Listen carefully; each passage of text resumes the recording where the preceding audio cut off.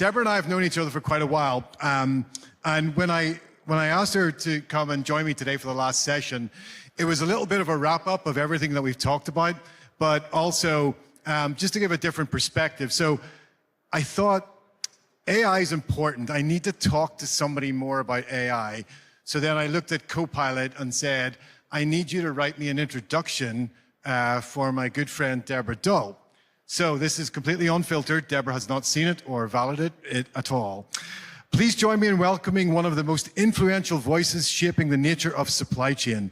Deborah Dull is globally recognized as a strategist, an author, and a founder whose work has redefined how industries think about circularity, resilience, and intelligent operations. She's led transformation across some of the world's most complex environments, from Microsoft to the Gates Foundation to GE Digital. And today she advises governments, global enterprises, innovators on building supply chains that are not only efficient, but regenerative, data-driven, and built for the next era of global supply chain. Deborah is the founder of Trillium Digital Services and the creator of the Circular Supply Chain Network, a community that has become a catalyst for new thinking across the industry. She is also the author of Self-Driving Supply Chain, a recent book which challenges leaders to rethink the very architecture. She brings clarity, courage, and a rare ability to complex systems. Please help me and welcome on the stage, Deborah Dull. I think my mom wrote that. That's so nice. Well, I also put my own name in because I'm a bit like that, yeah, and it said, Dave does supply chain stuff. That's it. Your mom also wrote that one. Yes, did that. So, Deborah, you have just written a book, Self-Driving Supply Chain. I was fortunate enough to get an early read of Self-Driving Supply Chain and write a foreword, but it completely changed the way that I thought about how the industry is contemplating AI. So just give the audience just a very high level. Yep. So who has fully functional agents doing some function of your supply chain right now today? Fully functional, that's good.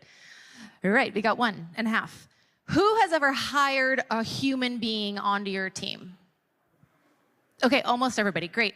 So the mental model that we use when we talk about agentic workforces is that we are hiring our colleagues in the cloud instead of implementing software. There's huge mental shifts for us and our IT teams and our legal teams and our procurement teams and how we interact with this new type of technology. And so this book goes through the steps to hiring your own agentic workforce, and it's 5 steps.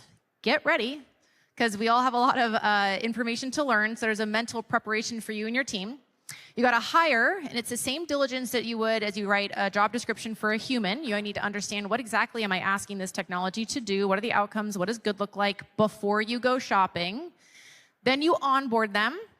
Same idea, which SharePoint sites, how much rights do they have? What's their span of control? Who do they go to with questions?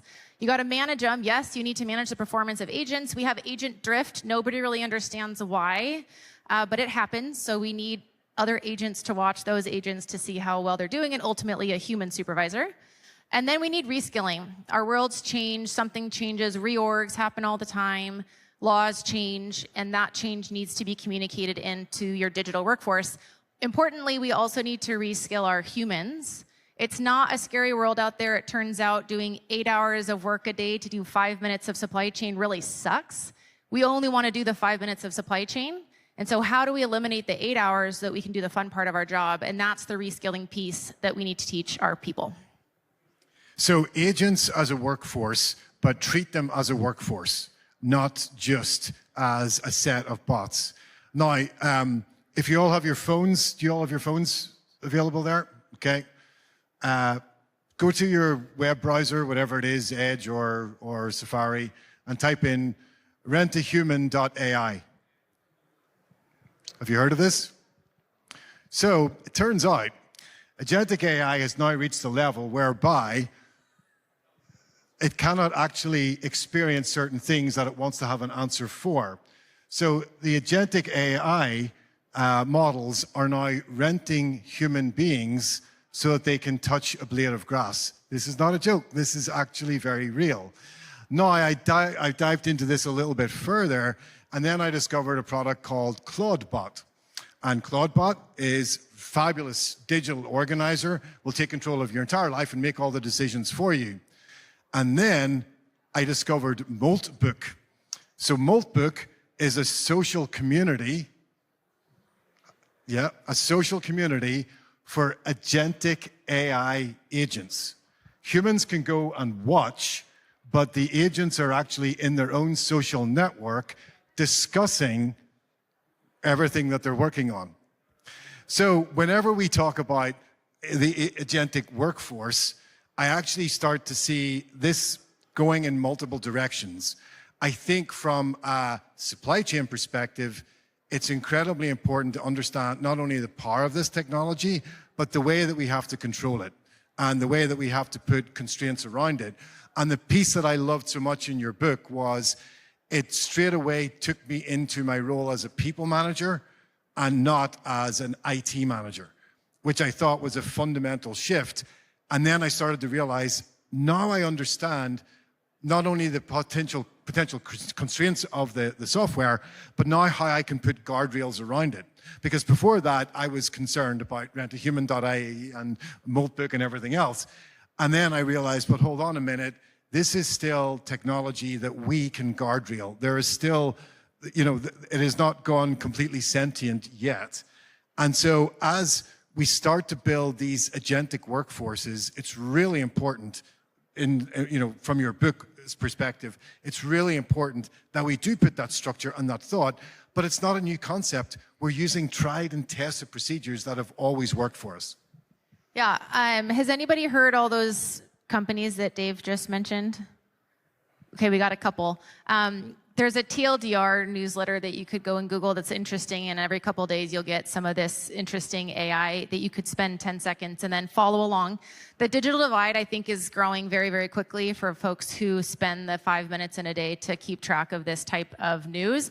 And it's not about knowing the hottest, it's about knowing the fundamental shift underneath. A year ago, one of my good friends is in channel marketing, and she was at a Gartner conference, and she was texting me saying, they're literally having a conversation about AI agents marketing to each other. And she's like, I think we've lost our minds. Except then, Perplexity, which, all respect, I'm being recorded, I call the Southwest Airlines of LLMs. I got one laugh for that. But Perplexity, we've heard of Perplexity. It's an LLM. You can go and interact like a Claude or a ChatGPT. They launched their own browser. It's called Comet. And how it works is like a little miniature bit of agency. So you open the browser, you go to like Google Maps, and then you'll say, oh my gosh, my team is here. I forgot to make reservations. There's 10 of us, 2 vegetarians. We're kind of on a budget, 10-minute walking distance. Just make a booking. It'll go through and book for you. It also works on Amazon. So if you want to find a little widget for that one area in your closet that's this big and this wide, and you need to do this specific thing, but you have to go through 20 pages, not anymore. It finds exactly what you want, and that breaks Amazon's terms and conditions of using their website. And so now there's a big lawsuit. And of course, it's because you're able to get past all the ads and all the sponsored areas. So now here we come back to bots. We need more words for agents. I feel like it's like snow and more words for, so please, industry analysts, if you're here in the room, please make us more words for agents. Because this piece becomes really important. How much agency do we allow? Where we still hear about hallucinations, it's because we've given too broad of a scope to an agent. It just wants to do a good job, like HAL in 2000 Space Odyssey. We're not clear on what we want and the goal, and then we give it too many tools to use for too many goals. And so we need to break those into smaller agents.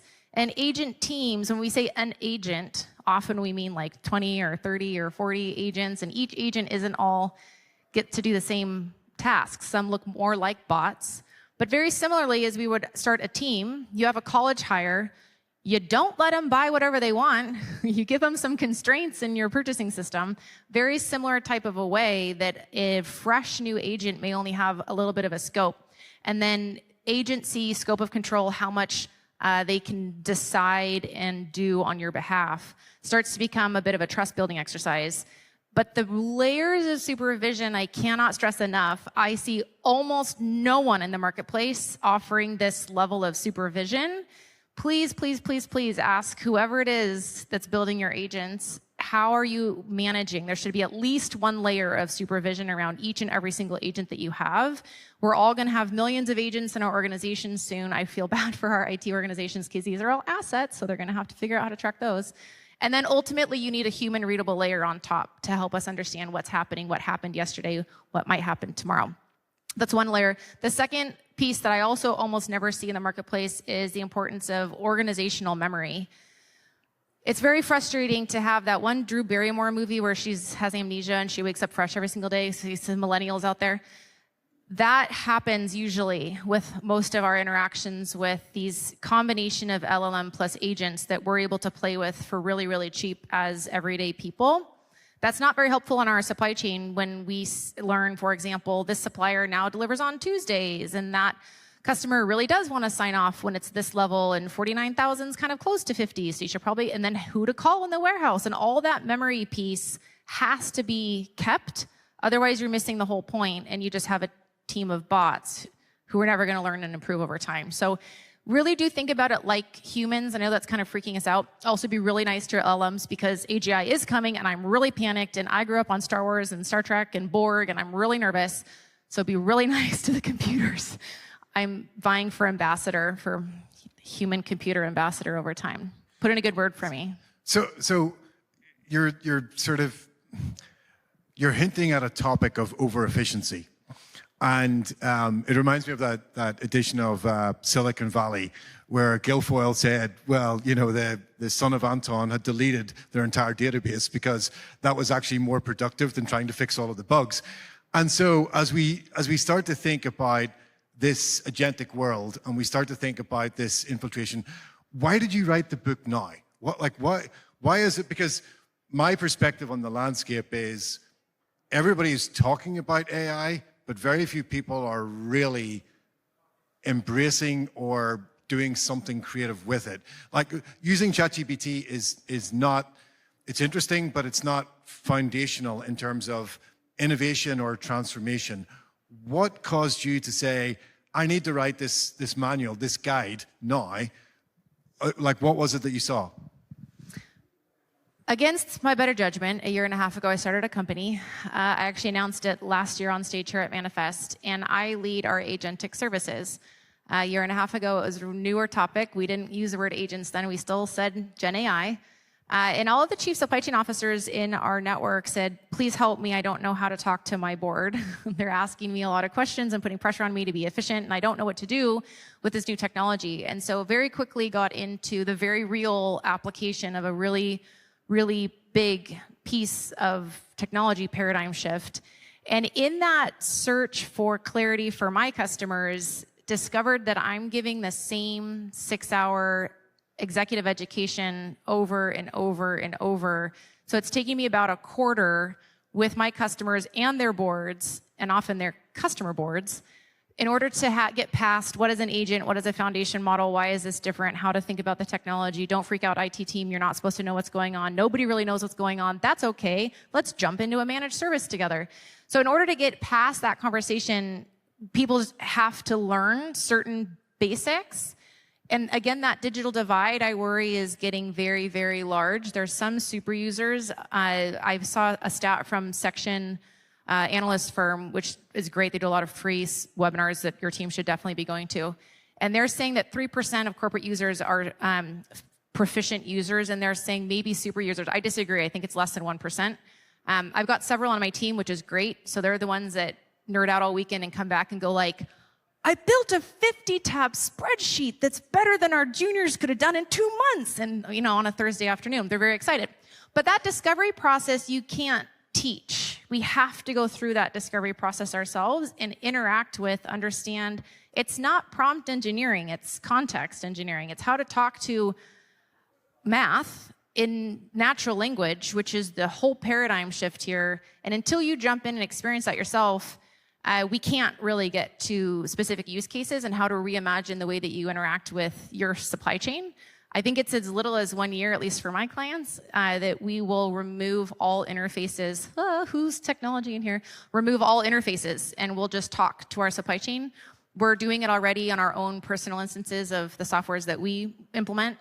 And that's huge. That's a complete shift. We don't have to do the same type of user training, but in another way, we have to do more user training, because I worry, just like how even if your car can parallel park itself, you should know how to do it. You should know how to drive a stick shift car, just in case the zombie apocalypse happens.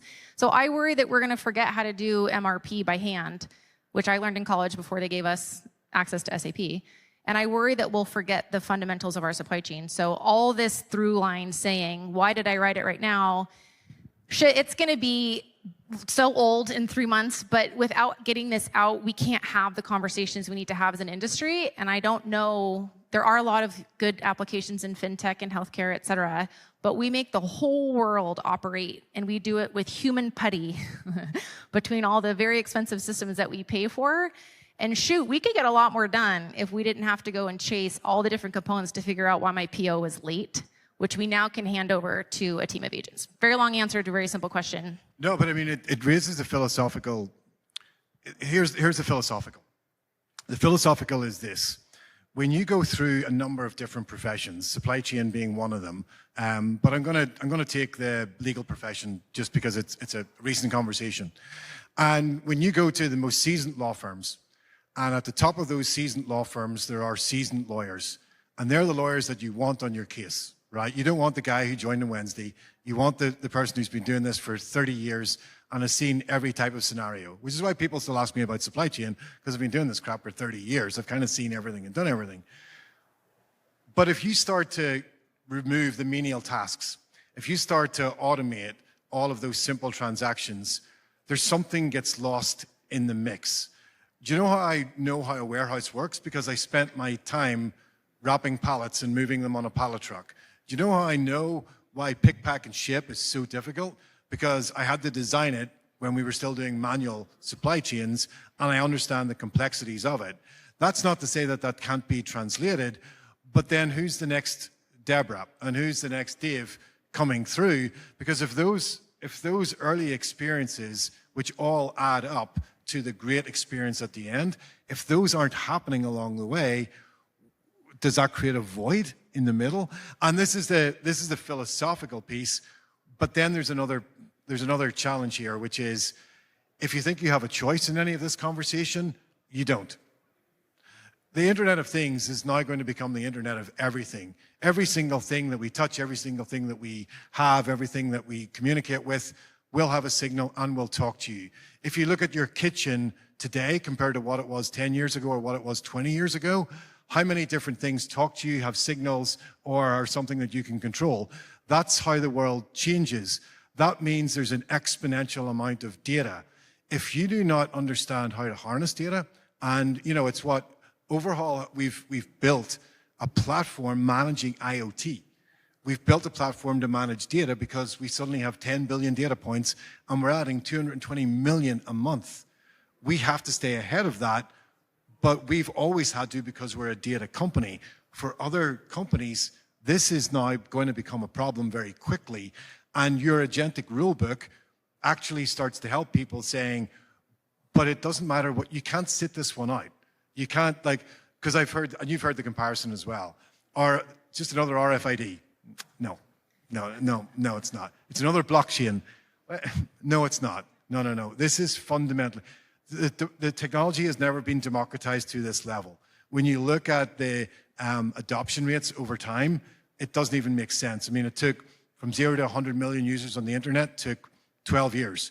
From 0 to 100 million users on mobile phones took 7 years. Even Facebook took 4 years. ChatGPT took 4.5 weeks. And it continues to grow. So the conversation is tough because it's not just a practical conversation, it's also a philosophical conversation. And the people in this room and the people at this conference, these are decisions they're going to have to make in the coming years. Yeah, and the good news, it sounds really overwhelming, I think, when we're like, wow, shit, when you put it like that, I don't know what we're going to do. But another question for you all, how many of you have done some form of problem-solving, Lean, Six Sigma, make the problem, define a problem statement? I can't believe it's only 3 of you. Thank you for participating. We're so close to alcohol. We're so close. So the good news is we know how to do this. And something I do say in the book is, look, there's different types of agents, and our goal is to use the smallest one. One, it's cheaper. Two, it'll be faster. Three, your IT team will freak out less. And that's what we've been taught to do. Take a huge amorphous blob of a problem that we've all been thrown at in our careers, make it as small as possible, and then describe it in like 12 words or less, which is really, really hard to do. Do we know it's a problem? How do we know it's a problem? How do we know the problem lives right there? Give me some numbers, go off to the races. That can take like 3 months, depending on your supply chain. But we know how to do that. We've been trained. And I think our field and engineering have been uniquely trained to do that. So when we start to imagine the world where anything is possible, a good starting point is, where does a shoe pinch? Where is my team complaining? Which team gets sick the most?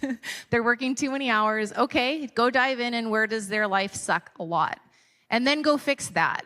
And part of that is, it may not be the most impactful part of the business to start with, but you're gonna help your team out. And you've got to start someplace so that they can start to learn. Same way they had to learn any of the systems you have today, same way that you had to learn all of your Six Sigma rules and doing all of your bar charts by hand. We all had to go through and learn it, and we just have to go through and learn this one. And if you're close to retirement, you might be able to get away with it and like laugh at all of us while you read us in the news.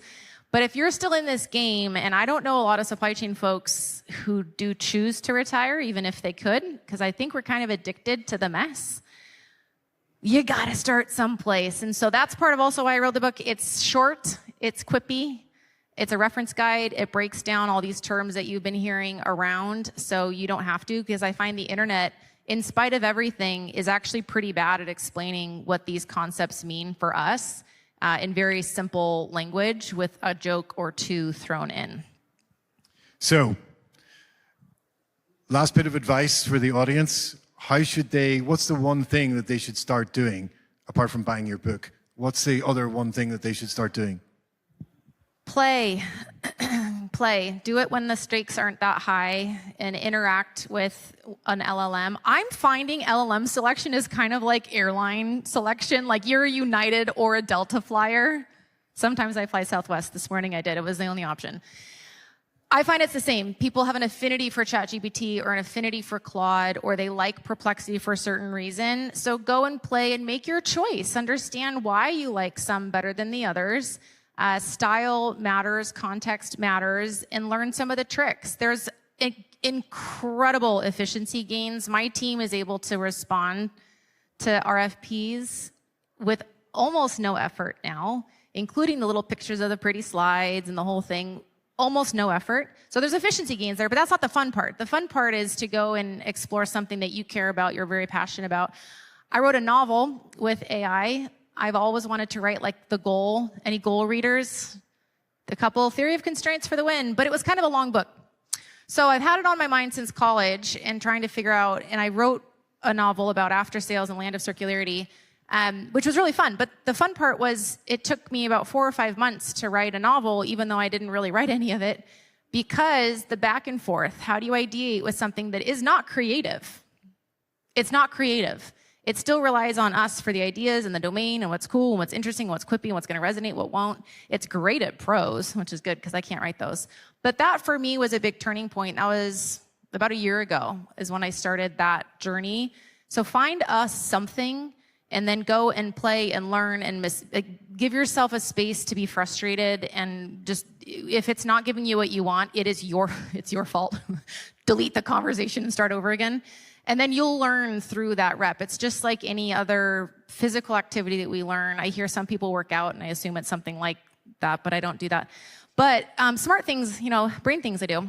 So anyway, go and play, go and learn. Encourage your team to play and learn. Find a way on like your staff meeting and ask somebody to do a book report for 5 minutes at the beginning of the meeting, so that you know all those companies that Dave said at the beginning of this session. You should know that news.